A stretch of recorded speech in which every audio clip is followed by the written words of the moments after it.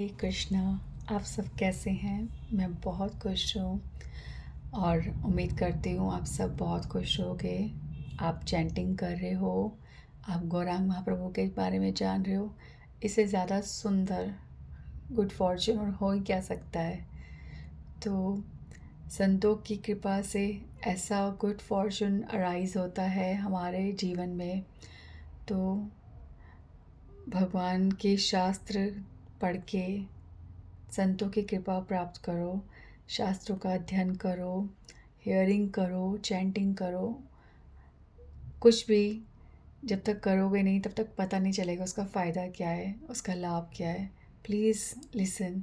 तो हम गौर लीला के बारे में समझ रहे हैं, सुन रहे हैं और गौरांग महाप्रभु का अनुभव कर रहे हैं। गौरांग महाप्रभु के बारे में जो जानते हैं पहले से बहुत शुभ है, पर जो नहीं जानते हैं और ये सोच रहे हैं कि कुछ नई बात है, तो नहीं।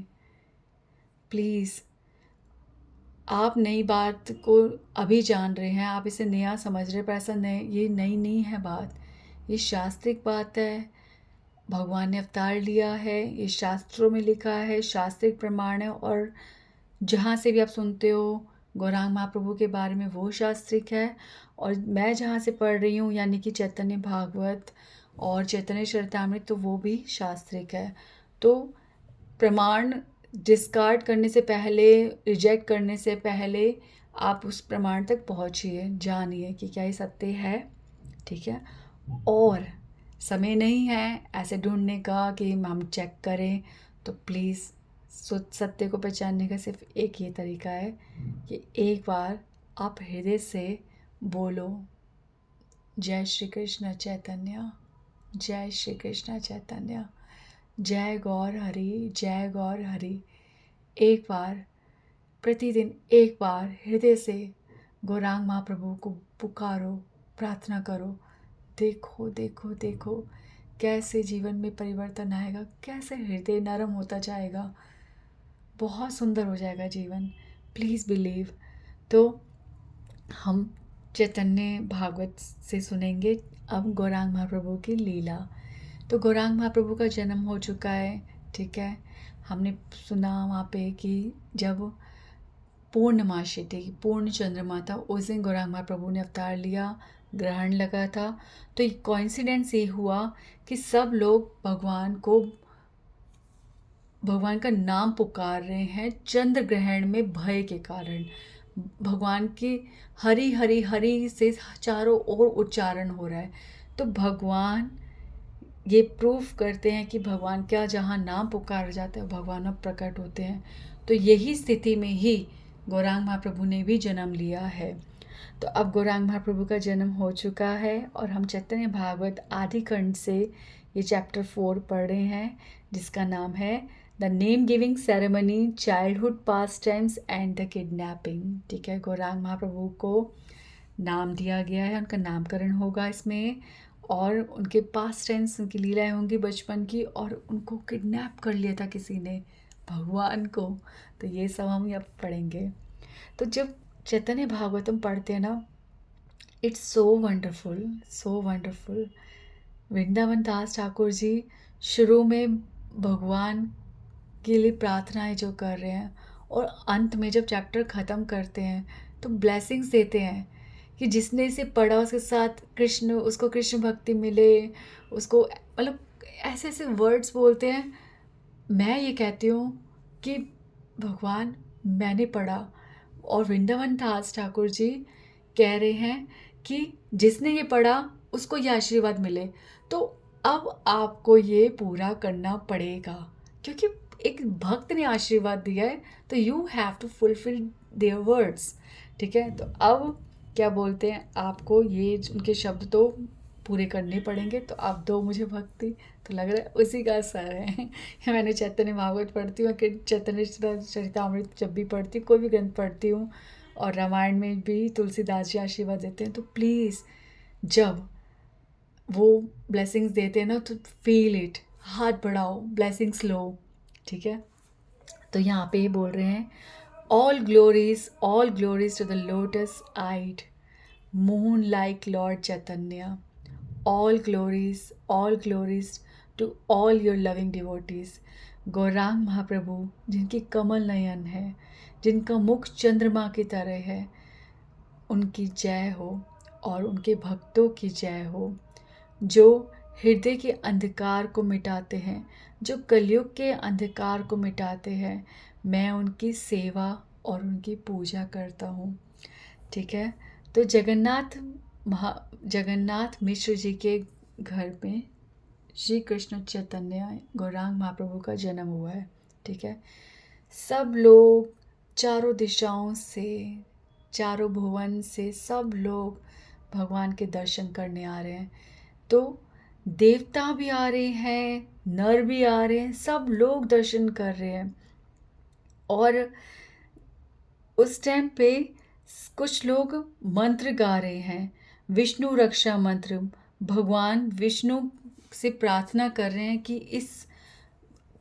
इस जो ये नन्हा बालक जो घर में जन्म लिया उसके प्रोटेक्शन के लिए। कोई देवी मंत्र गा रहा है, कोई दुर्गा देवी की प्रोटेक्शन मांग रहा है।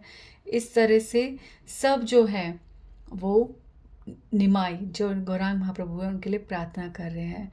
और गौरांग महाप्रभु जब बालक के रूप में है तो रोते हैं और उनकी आंखों से आंसू निकल रहे हैं। तो सब लोग कह रहे ओ बच्चे को, ओ चुप हो जा, चुप हो जा, चुप हो जा। ठीक है, तो ऐसे उनके कान में किसी ने पीछे बोला, अरे हरी हरी, इस तरह से बोला। तो नोट करा सबने कि गौरांग महाप्रभु चुप हो गए। तो समझ आया फिर सब कि गौरांग महाप्रभु भगवान का नाम सुनने से चुप हो रहे हैं। तो सब लोग हरी हरी हरी हरी हरी हरी करते तो महाप्रभु चुप हो जाते। ठीक है, अब इसी तरह से भगवान इन्वोक कर रहे हैं सबको हरि नाम करने के लिए। अब भगवान जानबूझ के बीच बीच में रोते हैं ताकि सब हरि हरि हरि हरि भगवान के नाम को उच्चारण करें। तो इस तरह से ठीक है, चारों तरफ से भगवान का नाम गूंज रहा है। एक तो सब लोगों को ये पता चल गया कि भगवान हरि का नाम सुनने से चुप होते हैं। दूसरे जो लोग घबराए हुए हैं वो चंद्र ग्रहण के कारण नाम ले रहे हैं। तीसरी एक और चीज़ हुई कि जो देवी देवता वहाँ पे सारे दर्शन करने आए थे, तो जो वहाँ पे लोग थे नवद्वीप के लोग, तो उनको कोई दिख नहीं रहा पर वो महसूस कर रहे कि कोई पास में है। तो उनको ये डर लग रहा था कि कोई भूत है आसपास। तो बार बार वो डर के मारे कि कुछ तो है जो पास हो रहा है, हमारे पास, हमारे आसपास कुछ चल रहा है, कोई है जो प्रणाम कर रहा है, या कुछ जैसे कोई निकलता है तो हवा सी आती है।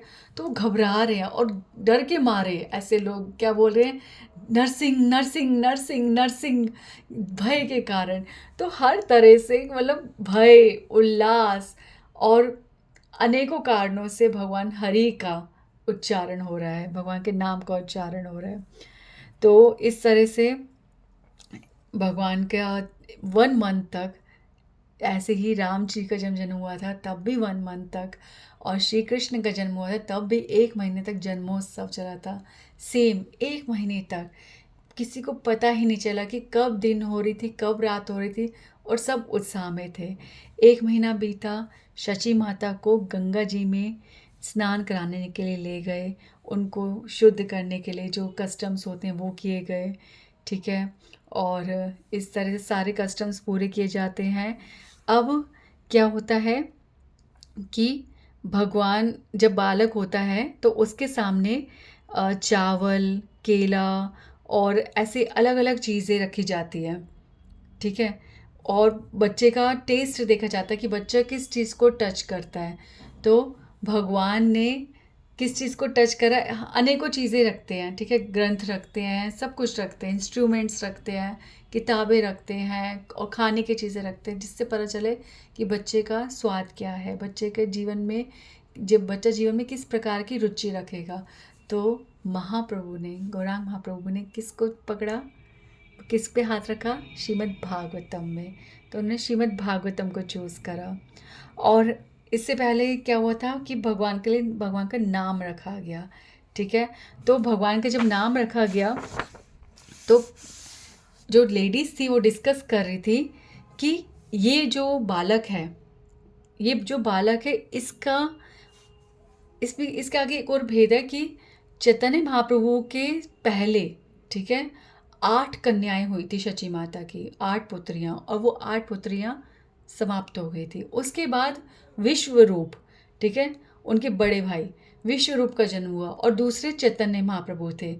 तो he is last child of the family. तो औरतें डिस्कस कर रही हैं कि क्योंकि इस बालक का ना कोई छोटा भाई है ना बहन है, तो इसका नाम होगा नीमाई।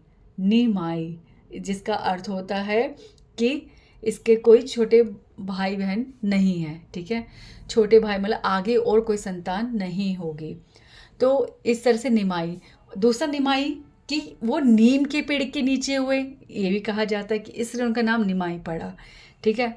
उसके बाद जो पंडित और नीलांबर चक्रवर्ती जी, जो शची माता के पिता है, यानी कि गौरांग महाप्रभु के नाना जी, उन्होंने भी नाम डिसाइड करा। ऐसे कई ब्राह्मण आए, ठीक है। तो उन्होंने जो नाम डिसाइड करा, उन्होंने बोला क्योंकि ये बालक जब हुआ तो इस नवद्वीप में जो आपदाएं, जो सूखा चल रहा था, उन सब का अंत हुआ है।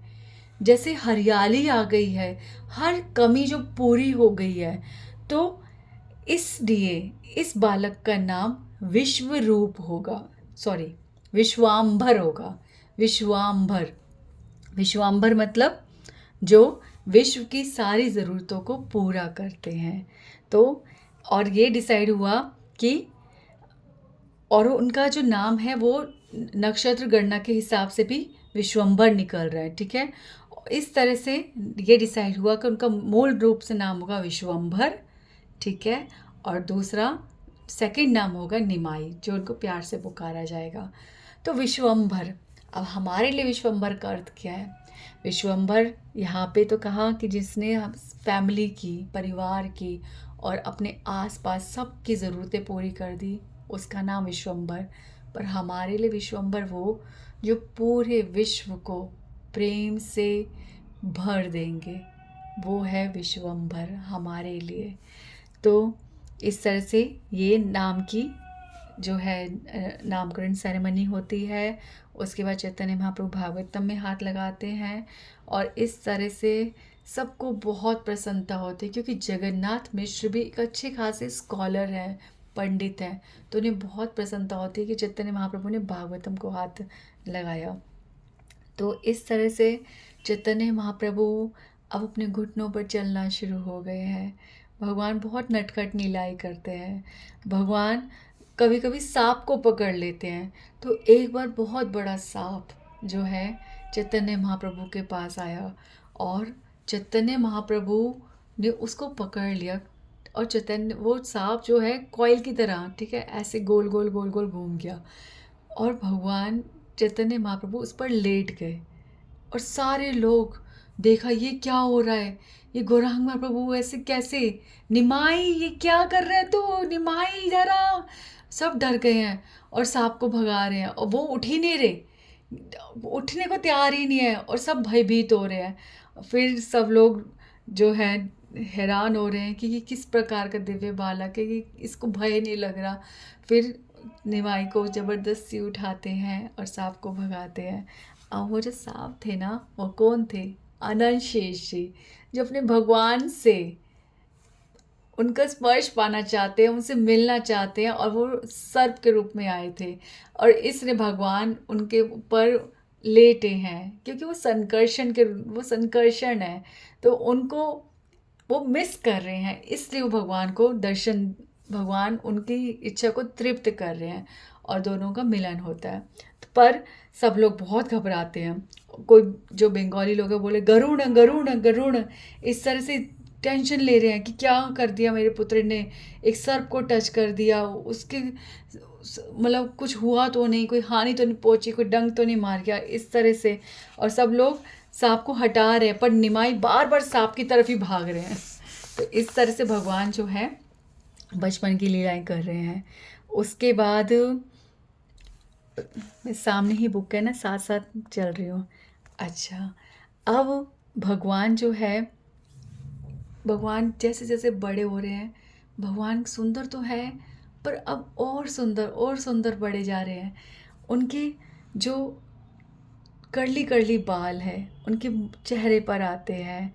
उनका जो चेहरा है उसमें एक दिव्य प्रकाश निकलता है उससे। और भगवान के लाल लाल होठ हैं, भगवान बहुत सुंदर लग रहे हैं। और भगवान अपने घुटनों पर कैसे चलते हैं, भगवान की लंबी लंबी बाजुएं हैं। और उनका रंग जो है, जैसे मॉर्निंग में सन जब निकलता है तो रेडिश सा होता है ना, ऐसे भगवान का कॉम्प्लेक्शन है। भगवान इतने अट्रैक्टिव है। उनकी फिंगर्स, उनके हाथ, उनके छोटे छोटे पाँव जैसे कमल की भांति है। तो इस तरह से भगवान सबका मन लुभा रहे हैं। अब Shachi Devi and Sri Jagannath Mishra were always struck with great wonder at the Lord's beauty. Jagannath Mishra जो उनके माता पिता, वो हैरान होते हैं कि ये बालक कौन है, ये बालक कोई देवता है, कौन है कि इतना अचंभित करता है अपनी लीलाओं, अपने रूप सौंदर्य के द्वारा हमें। तो इस तरह से बार बार वो यही सोचते रहते हैं। और अब निमाई जो है अपने छोटे छोटे पाँव पर नाचते हैं और नटखटी इतनी शरारतें करते हैं, सबका मन लुभाते हैं और रोते हैं, जानबूझ के रोते हैं। सारे लोग इकट्ठे हो जाते हैं, रोते तो इतना तेज होते हैं, सबको इकट्ठा कर लेते हैं और सब समझते हैं, फिर चुप कर आते हैं। फिर वही किसी को याद आता है, अरे हरी हरी बोलना है। और इस तरह से पूरा गांव जो है, पूरा नवद्वीप जो है, हरी हरी हरी हरी करके ही महाप्रभु को कंसोल करता है, उनको चुप कराता है। और इस तरह से एक तरह से संकीर्तन शुरू हो ही गया कि सब मिलकर हरी हरी बोल रहे। संकीर्तन, संकीर्तन मतलब साथ में कीर्तन करना। तो इस तरह से सब चल रहा है। अब भगवान जो है बहुत शरारती हैं, ठीक है, बहुत शरारती हैं। और सबका मन इतना अट्रैक्ट करते हैं कि आता जाता कोई भी बंदा न जाने उनसे इतना प्रभावित हो जाता है कि उसके पास जो भी चीज़ होती है वो भगवान को ऑफर करता है। और भगवान जो वो देता है वो खा लेते हैं। चाहे कोई संदेश दे रहा है, मतलब मिठाई दे रहा है या कुछ भी खाने को दे रहा है, फल दे रहा है, भगवान प्यार से खा लेते हैं, ठीक है। इस तरह से जो दो चोर थे वो ऑब्जर्व कर रहे थे कि ये बालक जो है सबसे कुछ भी खा लेता है, पी लेता है, सबकी बातों में आ जाता है। और ये कितना अट्रैक्टिव है, इसने कितने सुंदर सुंदर आभूषण पहने हैं। तो क्यों ना प्लान किया जाए कि इसे हम उठा के ले जाएं और इसके सारे आभूषण ले ले, ठीक है, और फिर देखेंगे इसका क्या करना है। तो इस तरह से वो जो चोर है वो भगवान को लालच देते हैं और कहते हैं चलो चलो हम तुम्हारे को ना तुम्हारे घर ले चलते हैं। वो निमाई बाहर खेल रहे हैं और वो सोच रहे हैं, क्योंकि जैसे बालक को घर नहीं पता, कहते चलो चलो तुम्हारी मैया, तुम्हारी माता बुला रही, चलो घर हम चलते हैं। और ऐसे उनको कंधे पे बिठाते हैं, उनको खाने की चीज़ें देते रहते हैं और उनको घुमाते रहते हैं आप कंधे पे, ठीक है। कहाँ लेके जा रहे हैं? एकांत में, निर्जन स्थान पे, जहाँ पे भगवान के सारे आभूषण निकाल सके। इस तरह से वो चले जा रहे हैं, चले जा रहे हैं। एक सेकेंड।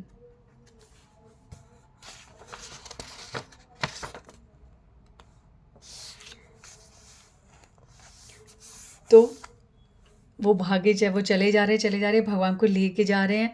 और देखो कि ये जो चोर हैं इनका भी भाग्य क्या होगा कि ये भगवान को अपने कंधे पर बिठा रहे हैं, ठीक है।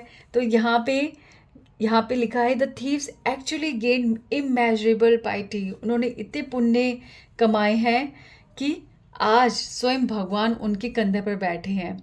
इस तरह से वो चले जा रहे हैं।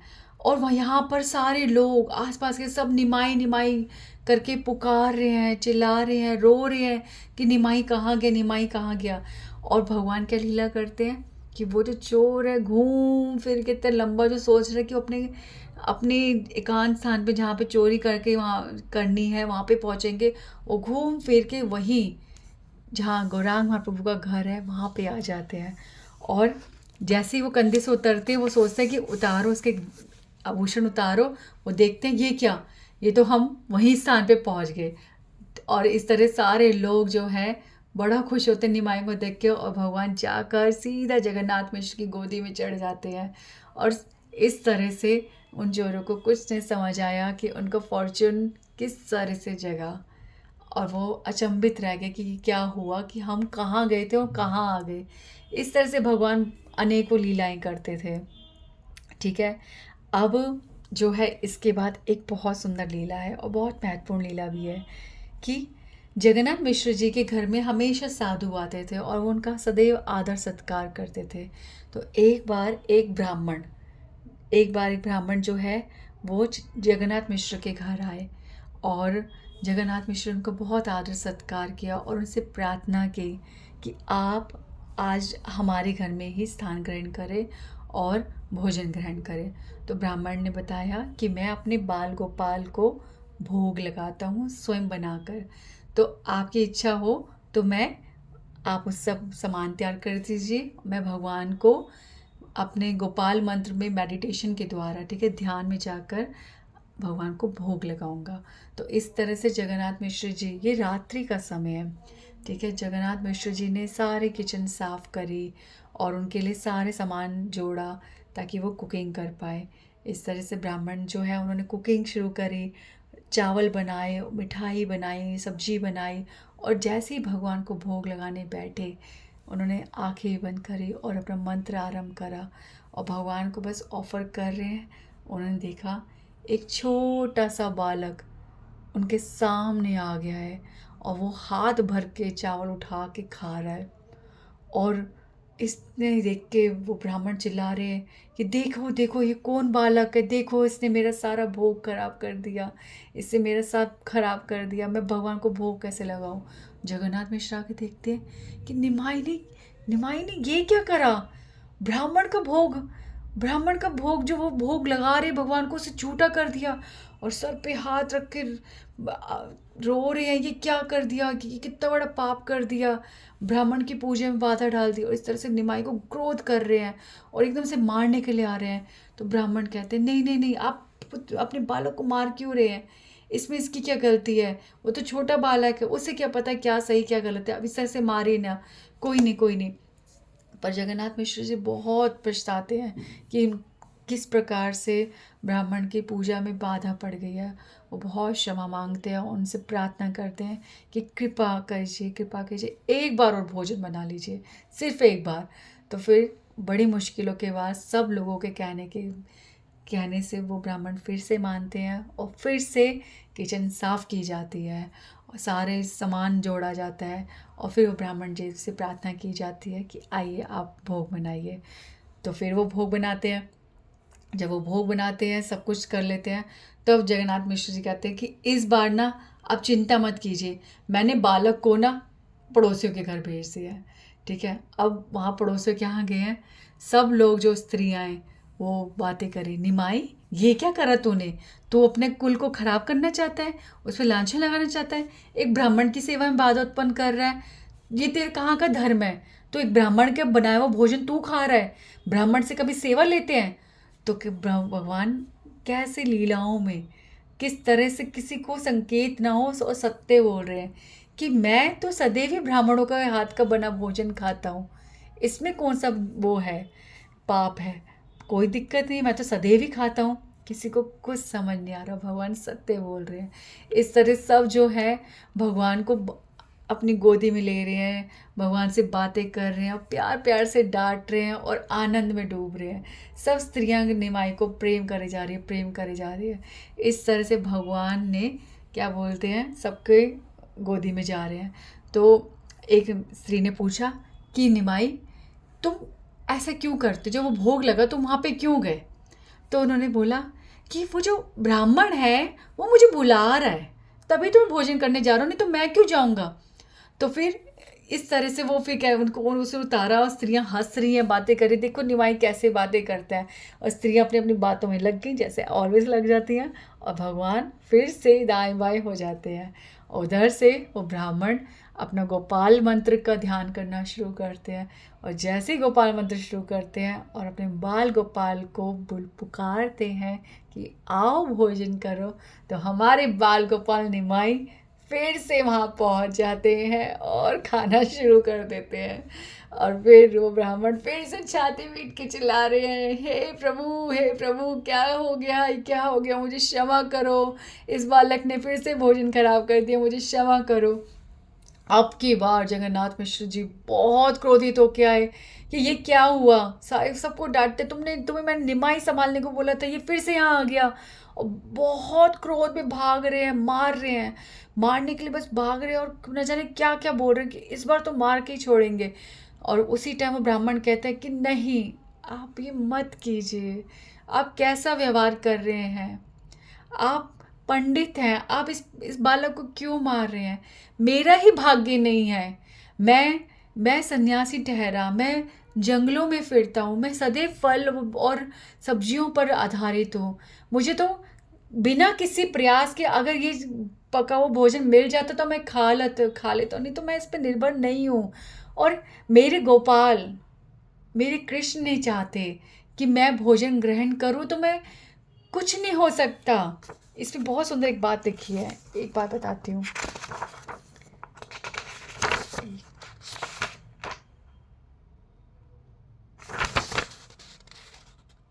हाँ, इसमें लिखा है कि किसी के घर में बहुत ज़्यादा उसके भंडार हो भोजन के, पर अगर भगवान की आज्ञा ना हो तो वो उसका एक दाना भी नहीं खा सकता। और कोई कितना भी किसी चीज़ के लिए बहुत प्रयास करे, पर अगर भगवान की इच्छा नहीं है तो वो असफल होगा। अब आपको ऐसा लग रहा होगा ये बात तो बहुत साधारण सी है, इसमें क्या बात है, पर आपको पता है, हम जब किसी चीज़ के लिए बहुत प्रयास करते हैं और जब असफलता हमें मिलती है, उस टाइम पे हम अपने आप को इतना, मतलब, दोष देते हैं कि हम असफल हो गए, हमारा प्रयास सफल नहीं हुआ, और हम ऐसा लगता है हमारे जीवन का सब कुछ खत्म हो गया, और उस प्रयास को हम फिर भी दोबारा भी नहीं करना चाहते। उस टाइम पे ये सत्य ही काम आता है जिसको हम कह रहे हैं बहुत छोटी बात है। हमें सत्य सुनना, सत्य बोलना सबको आता है, पर सत्य को रियलाइज करना और सत्य को सही टाइम पे यूज करना नहीं आता। तो ये जो सत्य है ना, कि भगवान की इच्छा ना हो तो अनेकों प्रयास के बाद भी वो कार्य सफल नहीं होता। तो इस समय पे अगर हम ऐसा सोचें, मैं सच बोल रही हूँ, सफलता अगर मिलती है तो उसका श्रेय भगवान को दो, तो वो सफलता बहुत समय तक आपकी ज़िंदा रहेगी, आपको सुख देगी, अन्यथा वो केवल अहंकार देगी। और ऐसे ही असफलता, असफलता भी भगवान का प्रसाद बन जाएगी। अगर आप ये कहोगे कि मेरी भगवान की बस इच्छा नहीं थी, इसलिए मेरे साथ ऐसा हुआ, और इसे स्वीकार कर लिया, किसके लिए, भगवान के लिए, तो वो असफलता भी आपको उस सफलता से ज़्यादा प्रसन्नता देगी। ठीक है, तो इस तरह से ये सब चल रहा है। ठीक है, अब क्या हुआ, ब्राह्मण 2 बार ये कर चुके हैं, भोजन बना चुके हैं, और अब तो जगन्नाथ मिश्र जी की आप हालत ही मत पूछो। वो तो अपना मुंह सर के, मतलब ऐसे सर झुका लिया है, हाथों से अपना चेहरा छुपा लिया, उनको इतनी शर्मिंदगी हो रही है, क्योंकि वो एक ब्राह्मण की रिस्पेक्ट करना जानते हैं। घर में अतिथि का सत्कार करना क्या होता था, ये तो पहले युगों में होता था, पहले समय में होता था। और ऊपर से अगर वो अतिथि ब्राह्मण हो और उसका सत्कार ना हो पाए तो कितना बड़ा अनर्थ हो, कितना बड़ा अशुभ होता है। इसका पूरा ज्ञान जगन्नाथ मिश्र जी को है, और वो बहुत दुखी हो रहे हैं, बहुत दुखी हो रहे हैं। और अब उनको इतनी शर्मिंदगी हो रही है कि वो किस मुंह से बोले कि हे ब्राह्मण देव, आप एक बार भोजन बना लीजिए, अब की बार कुछ नहीं होगा। उनसे नहीं बोला जा रहा, और वो बहुत दुखी हो गए हैं। तो इस समय पे वहाँ पे कौन आता है, गौरांग महाप्रभु के बड़े भाई यानी विश्वरूप जी। ठीक है, विश्वरूप जी, विश्वरूप जी जो हैं वो बलराम जी ही हैं। ठीक है, तो वो वहाँ पे आते हैं, और वो जो है जैसे ही आते हैं तो ब्राह्मण देवता उन बालक को, विश्वरूप को देखते ही बोलते हैं कि ये पुत्र किसका है, इतना सुंदर पुत्र, इतना दिव्य, इसका, इसके चेहरे पर कितना अलौकिक नूर है, कितना प्रकाश है, ये कौन है बालक। तो सब बताते हैं कि जगन्नाथ मिश्र के बड़े पुत्र हैं, और उनको देखते ही जो ब्राह्मण हैं उनके सब तरह के दुख खत्म हो जाते हैं और बहुत प्रसन्न होते हैं। और विश्वरूप जी जब बोलते हैं तो उनके मुख से जो वाणी निकल रही है वो जैसे मानो शास्त्र अपने आप अपने शब्दों का उच्चारण कर रहे हैं, इतना मधुर बोल रहे हैं। और ब्राह्मण देव बड़ा प्रसन्न हुए, बड़ा प्रसन्न हो रहे हैं।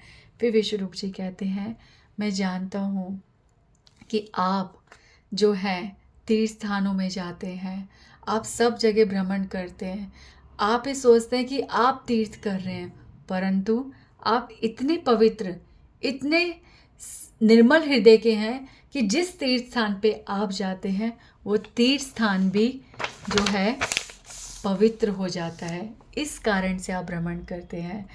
हे ब्राह्मण देव, आप न जाने किस कैसे पुण्य हमारे जागे जो आप हमारे घर आए और हम आपकी सेवा करने का मौका पा रहे हैं।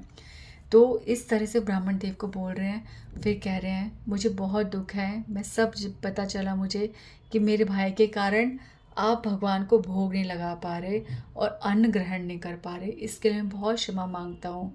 तो ब्राह्मण बोलते हैं, नहीं नहीं नहीं पुत्र, इस क्षमा की कोई बात नहीं है, मेरे भाग्य में आज अन्न नहीं है। आप बस इतना करें कि घर में कोई फल वल है तो वही मुझे दे दीजिए, मैं उसी को पालूंगा। पर विश्वरूप जी कहते हैं कि आप, मैं कहने तो नहीं चाहिए पर मैं आपसे एक बहुत नम्र दिल से प्रार्थना कर रहा हूँ कि आप एक बार भोजन बना लीजिए, और इस बार आपके भोजन भोग लगाने में कोई बाधा नहीं आएगी।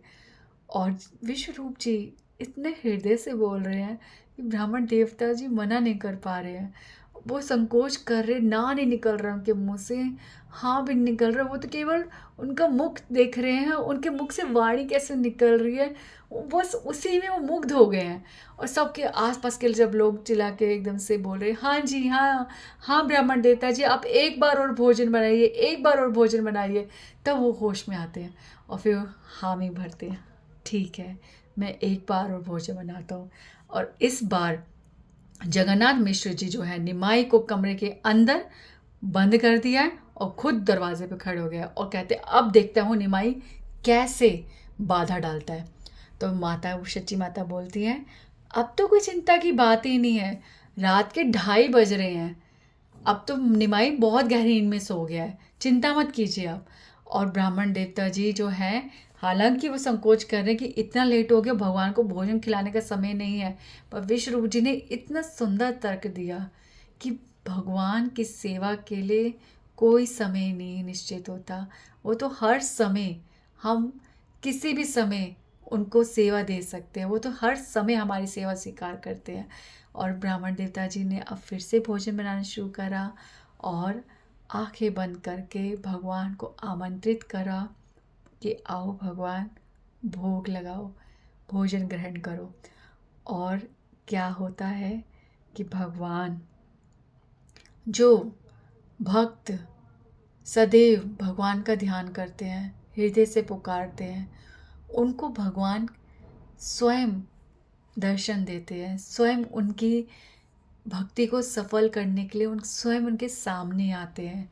तो अब भगवान ने इस प्रकार से लीला करी कि सब लोग बहुत गहरी नींद में सो चुके हैं, भगवान बाहर आते हैं और सामने बैठकर भगवान जो वो ब्राह्मण भोग लगा रहे होते हैं उसे ग्रहण करना शुरू करते हैं। पर अब की बार जब ब्राह्मण ने देखा उस बालक को, तो क्या देखा कि भगवान जो गौरांग महाप्रभु हैं वो अष्टभुजा के रूप में आ गए हैं।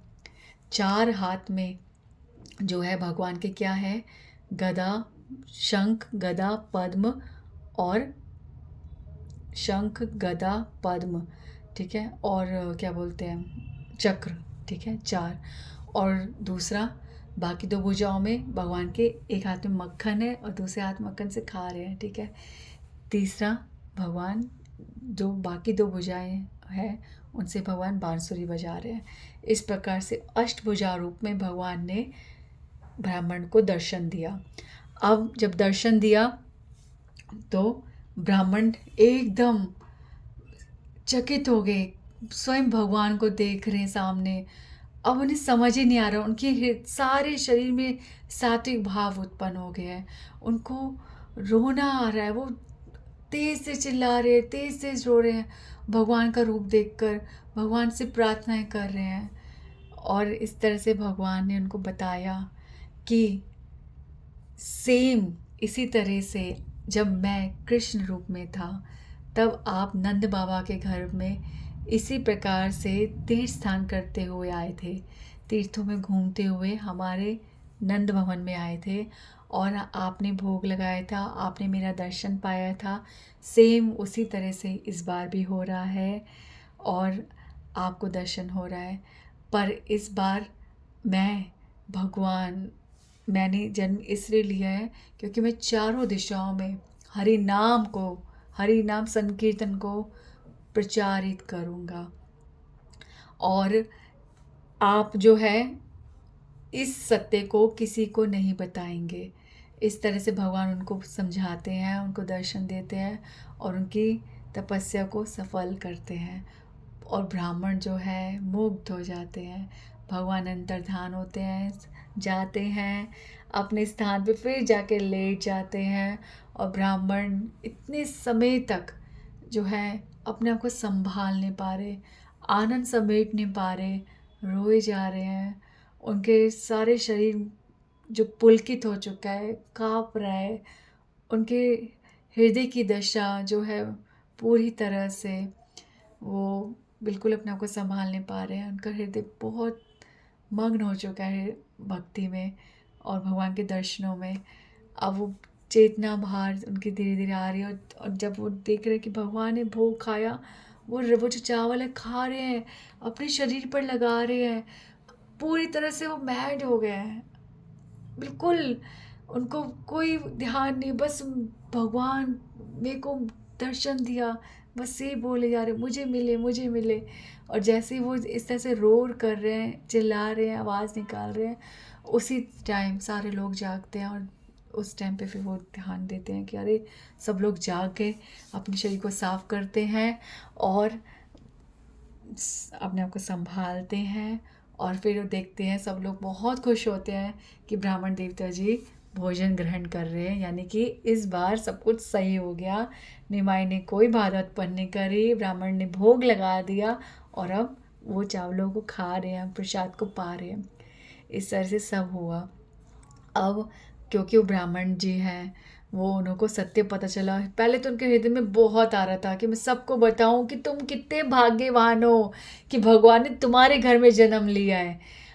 उनको बताने का मन कर रहा है, फिर उनको याद आया कि भगवान ने कहा नहीं नहीं बताना।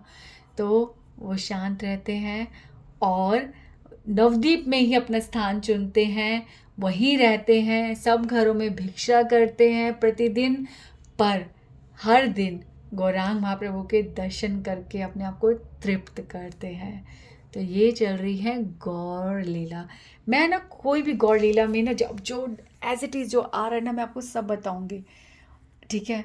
बहुत सुंदर सुंदर लीला है और आगे जाते जाते जाते लीलाएं कितनी डीप होती जाती हैं, आपको अनुमान भी नहीं है। गौरांग महाप्रभु की लीला बहुत सुंदर है, प्लीज़ श्रवण करो इसे। और आप ये सोचो कि अभी तो मैं अशुद्ध इतनी, हाँ इतनी पापी, अगर मैं बोल रही हूँ तो आपको थोड़ा थोड़ा फील हो रहा है ना गौरांग महाप्रभु क्या है। सोचो किसी शुद्ध भक्त से सुनोगे तो क्या होगा। और नहीं समझ आ रहा कुछ तो प्लीज़ उठाओ ग्रंथ पढ़ो। गौरांग महाप्रभु की लीला सुनने के लिए है, महसूस करने के लिए है। और इसका अंदाज़ा ना आप नहीं लगा सकते कि इसे कितना आनंद देती है।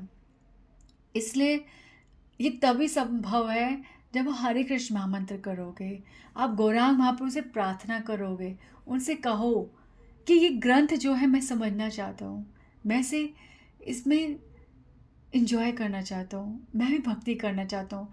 नहीं हो पा रहा तो कोई बात नहीं, जस्ट हैव द डिज़ायर, इच्छा रखो, इच्छा रखो, ठीक है। जैसे आप लोग इच्छा रखते हो ना, कोई अमीर बनने की इच्छा रखता है, कोई किसी को डॉक्टर बनना है, कोई किसी को कुछ भी बनना है, तो उसके बारे में इच्छा रखता है तो उसके विचार आते हैं ना, वो विचार रहते हैं, तब तक रहते हैं जब तक इच्छा रहती है। विचार नए से नए प्रकट होते हैं हृदय में। उसी प्रकार अगर आप इच्छा रखो कि मैं भक्ति करना चाहता हूँ, मुझे भक्त बनना है, ऐसी इच्छा रखो, ये इच्छा भी आपको बहुत कुछ दे जाएगी। ये भी भक्ति का ही एक सिम्टम है, ये भी एक प्रकार की भक्ति है। आप ये प्योर डिज़ायर रखो, डोंट थिंक नहीं हो पा रहा। एवरीथिंग, भक्ति इज़ अ कॉन्शियसनेस। भक्ति एक विचार है, और विचार सदैव हमारे साथ रहता है। तो भक्ति को पहले अपने विचारों में लाओ, फिर देखना वो क्रियाशील होगी, आपके व्यवहार में भी आएगी, पर पहले विचार में लाओ। ठीक है?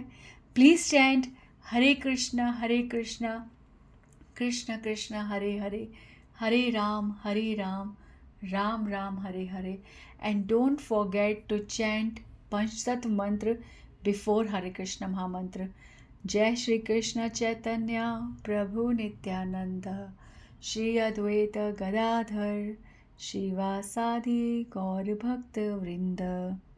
श्री राधे।